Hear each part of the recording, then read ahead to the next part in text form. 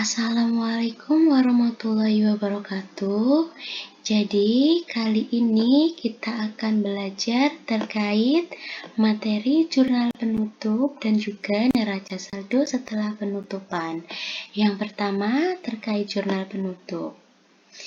Jadi, pengertian jurnal penutup itu sendiri berdasarkan KEISO 2018 merupakan jurnal yang dibuat di akhir periode akun untuk memindahkan saldo sementara akun pada akun ekuitas permanen laba ditahan. Jadi, jurnal penutup ini berarti telah mengakui pemindahan laba bersih atau rugi bersih dalam buku besar dan dividen untuk saldo laba. Dan jurnal penutup ini nantinya juga akan menghasilkan nol saldo di setiap akun sementara. Nah, akun sementara ini apa saja? Jadi, akun sementara ini adalah akun yang meliputi semua pendapatan, semua beban, dan juga prive. Kemudian, dari akun sementara itu akan mengumpulkan data pada periode akuntansi berikutnya yang terpisah dari data sebelum periode. Dan untuk akun permanennya tidak ditutup. Jadi akun permanen ini seperti aktiva, hutang, dan juga modal. Kemudian kapan jurnal penutup ini dibuat? Jadi jurnal penutup ini dibuat setelah kita menyusun laporan keuangan. Kemudian fungsi dari jurnal penutup itu sendiri yang pertama adalah memisahkan transaksi pada akun pendapatan dan juga akun beban. Nah, fungsinya agar apa? Agar tidak bercampur dengan jumlah dari pendapatan dan juga beban di tahun selanjutnya. Kemudian setelah kita melakukan penutupan buku, fungsi jurnal berikutnya agar dapat menyajikan neraca awal periode selanjutnya. Dan yang ketiga adalah mempermudah apabila melakukan pemeriksaan, sebab ketika sudah transaksi di periode sebelumnya telah dipisahkan dengan transaksi periode berikutnya. Kemudian yang terakhir, agar dapat menyajikan informasi keadaan yang sesungguhnya atau keadaan real suatu perusahaan setelah kita melakukan jurnal penutup. Kemudian adalah kegunaan dari jurnal penutup. Nah, langkah-langkah penutupan dari jurnal penutup ini sendiri, yang pertama adalah memindahkan akun pendapatan pada akun ikhtisar laba rugi yang berarti menutup semua akun pendapatan. Nah, pada langkah pertama ini berarti kita nanti akan meletakkan pendapatan pada bagian debit dan untuk ikhtisar laba rugi pada bagian kredit. Kemudian untuk langkah yang kedua yaitu memindahkan akun beban pada ikhtisar laba rugi atau meletakkan ikhtisar laba rugi pada posisi debit dan beban pada posisi kredit. Kemudian langkah yang ketiga adalah memindahkan saldo akun ikhtisar laba rugi ke akun modal yang berarti telah menutup akun ikhtisar laba rugi. Nah, untuk langkah ketiga ini nantinya akan terdapat dua kemungkinan, yaitu apabila perusahaan memperoleh laba dan apabila perusahaan memperoleh rugi.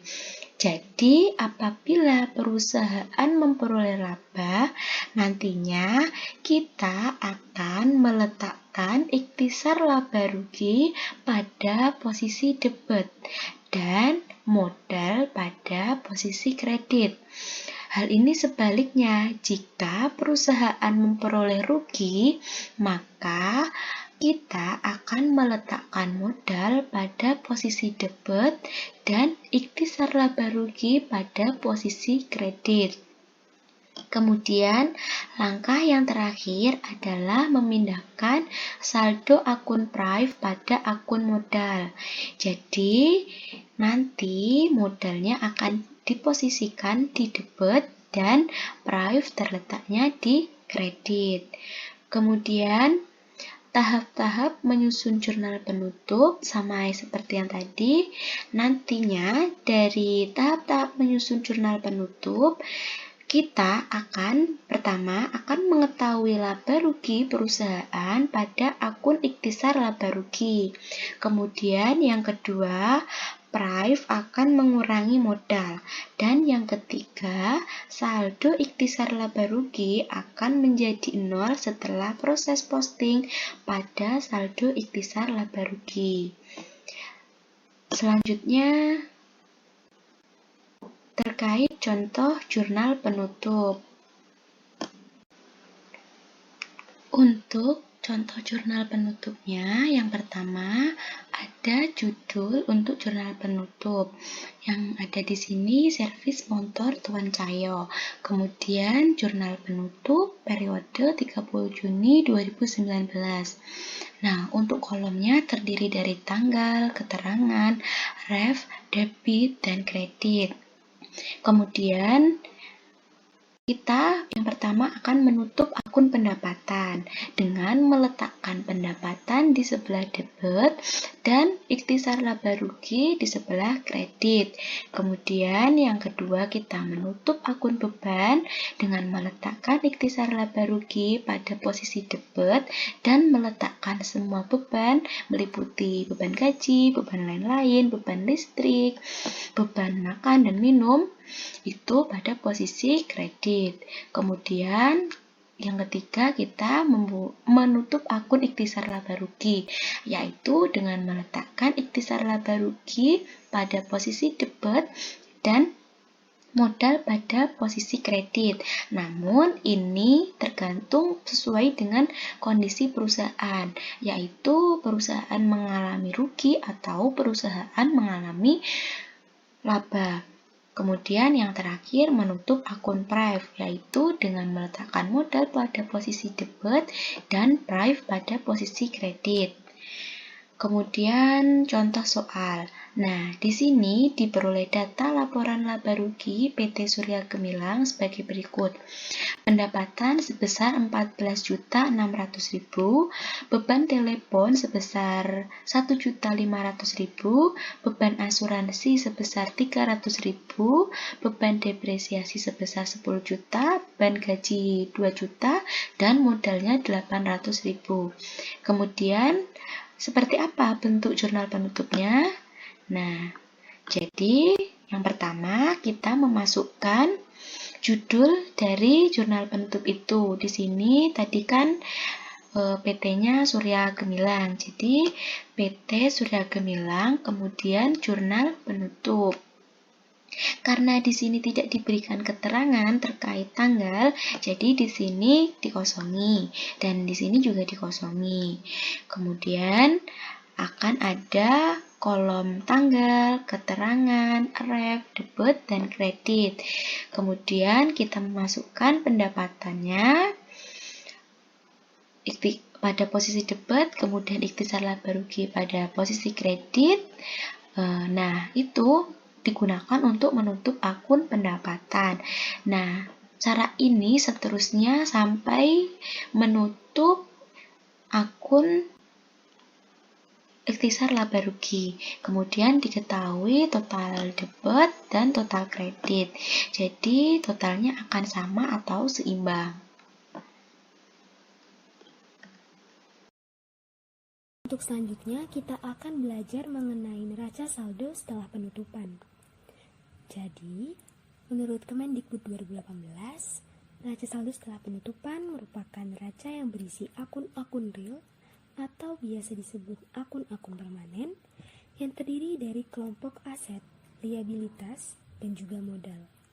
Perlu diketahui bahwa akun-akun seperti aset, liabilitas, dan juga modal merupakan akun-akun yang berada pada laporan posisi keuangan. Jadi setelah adanya jurnal penutup, maka akan dilakukan proses pemustingan ke buku besar. Yang selanjutnya nanti saldo akhir yang ada di buku besar akan dipindahkan atau dimasukkan ke dalam neraca saldo setelah penutupan. Gunanya untuk mengetahui apakah saldo akhir dalam buku besar tersebut dalam keadaan seimbang. Seperti itu. Jadi neraca saldo setelah penutupan juga dapat membuktikan bahwa proses penjurnalan dan pemustingan ayat jurnal penutupan ataupun ayat jurnal sebelumnya, penyesuaian ataupun ayat jurnal biasa dilakukan dengan tepat, lengkap, dan juga berurutan. Kemudian, bagaimana langkah-langkah penyusunannya? Jadi, langkah-langkah penyusunan neraca saldo setelah penutupan ini, yang pertama, menuliskan nama perusahaan, judul neraca saldo setelah penutupan, dan tanggal periode akuntansi. Akan kita jelaskan nanti untuk lebih jelasnya. Yang kedua adalah membuat tabel seperti tabel neraca saldo biasa. Jadi, tabelnya seperti neraca saldo biasa yang terdiri dari kolom kode akun, nama akun, dan juga debit kredit. Yang ketiga, memasukkan akun-akun permanen yang tersisa ke dalam tabel. Jadi, akun-akun permanen seperti dalam definisinya yang sebelumnya saya sudah sampaikan, yang dimasukkan adalah akun aset, liabilitas, dan juga modal, di mana akun-akun ini disebut akun-akun permanen. Jadi nanti saldo akhir dari akun aset, liabilitas, dan juga modal yang akan dimasukkan ke neraca saldo setelah penutupan. Yang keempat, saldo akhir setiap akun juga harus mencerminkan keadaan sebenarnya. Maksud dari nomor 4 ini adalah, misalkan saja perusahaan Y memiliki kas sebesar 5 juta di debit, maka di neraca saldo setelah penutupan, kas tersebut sebesar 5 juta harus dimasukkan juga ke sisi debit, ke posisi debit, seperti itu.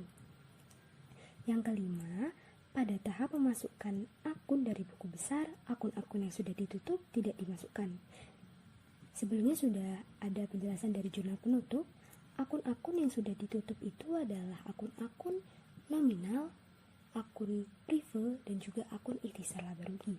Jadi ketiganya ini sudah dienolkan di buku besar setelah proses pemustingan jurnal penutup ke buku besar. Akun prive maupun akun ikhtisar laba rugi memang merupakan bagian dari akun modal, namun keduanya ini akan menjadi pengurang atau penambah pada modal tersebut. Misalkan saja pada prive, di buku besar nanti prive ini akan mengurangi modal, dan ikhtisar laba rugi apabila laba akan menambah modal, apabila rugi akan mengurangi modal. Yang keenam, hitunglah total kolom debit dan juga kredit. Jadi setelah semuanya dimasukkan, akun-akun permanen tersebut saldo akhirnya dimasukkan, kemudian hitunglah debit dan juga kreditnya. Apabila balance atau seimbang, maka neraca saldo setelah penutupan ini dapat digunakan untuk neraca awal di periode selanjutnya. Setelah mengetahui langkah-langkah penyusunannya, kita juga perlu mengetahui apa saja komponen yang diperlukan atau komponen-komponen yang ada pada neraca saldo setelah penutupan.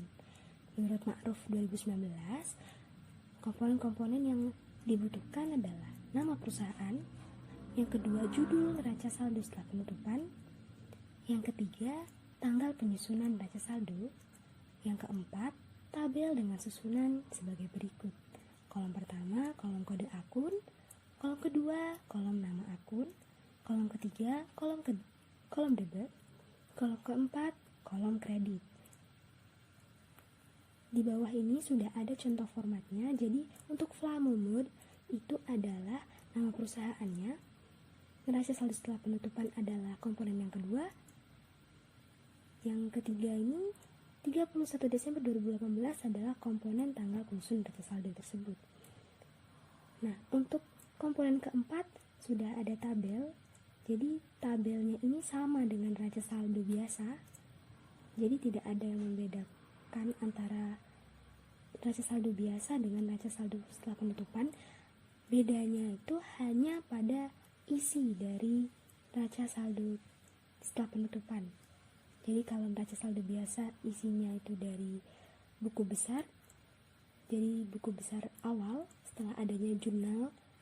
Nah, neraca saldo setelah penutupan ini dari langkah jurnal penutup, kemudian posting ke buku besar, kemudian hasil atau saldo akhir dari buku besar tersebut akan dimasukkan ke neraca saldo setelah penutupan, yang kemudian nantinya seperti saya sudah katakan sebelumnya, neraca saldo setelah penutupan ini apabila sudah balance maka akan siap untuk menjadi neraca awal pada periode berikutnya.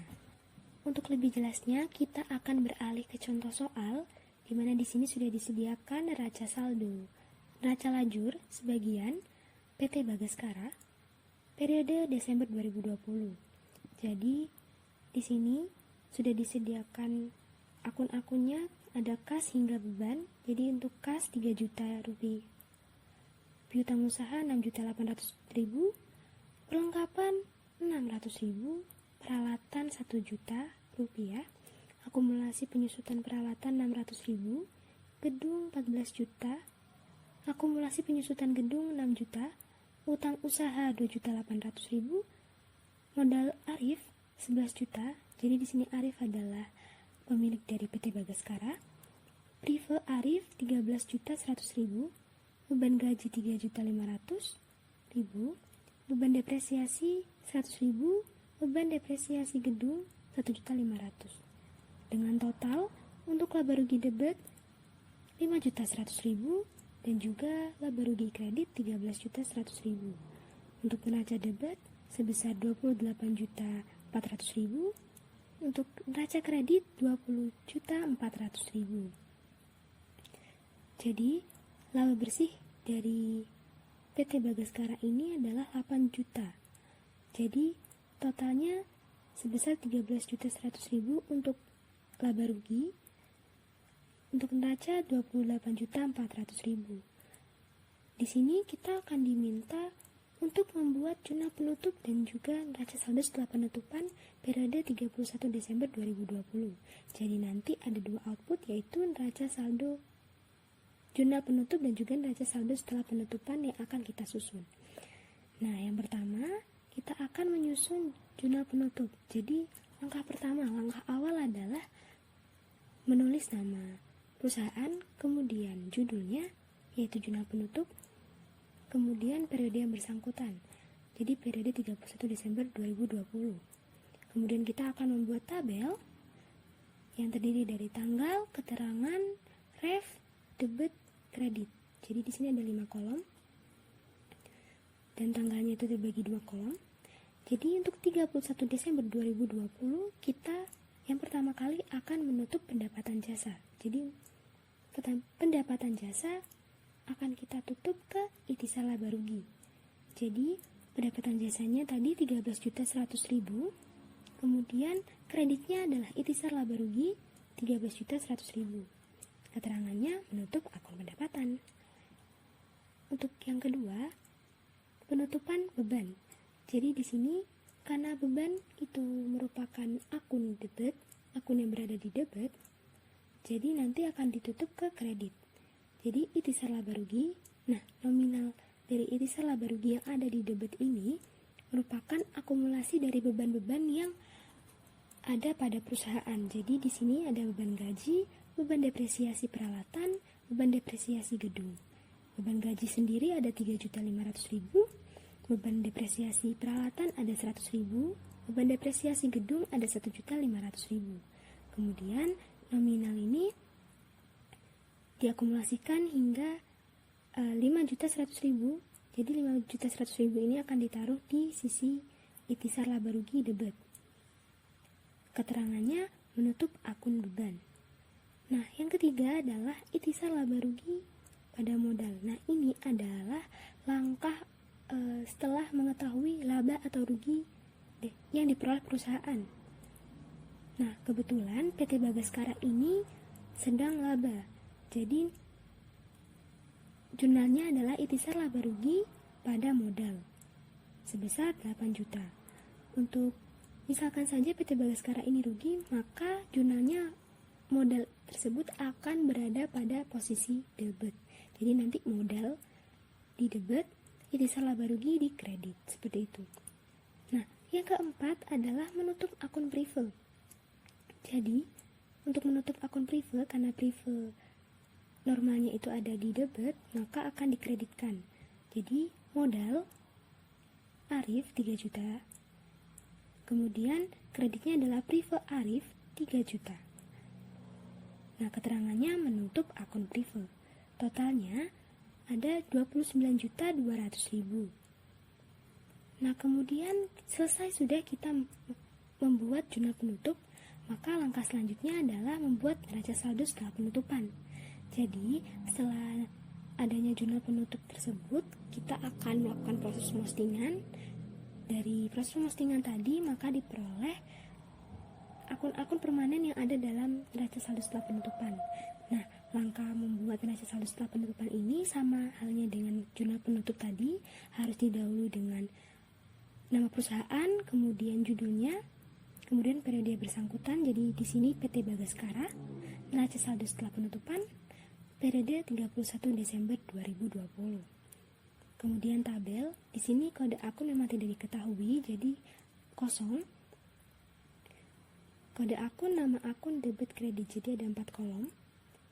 Nah, kas, kita tinggal memasukkan saja berapa saldo akhir dari kas. Jadi kas 3 juta rupiah, kemudian piutang usaha 6.800.000, perlengkapan 600.000, peralatan 1 juta rupiah, akumulasi penyusutan peralatan 600.000, kemudian gedung 14 juta rupiah, akumulasi penyusutan gedung 6 juta, utang usaha 2.800.000. Nah, di sini modal yang awalnya itu bernilai sekian penjelasan dari kami. Mohon maaf bila ada kesalahan dalam penyampaian. Wassalamualaikum warahmatullahi wabarakatuh.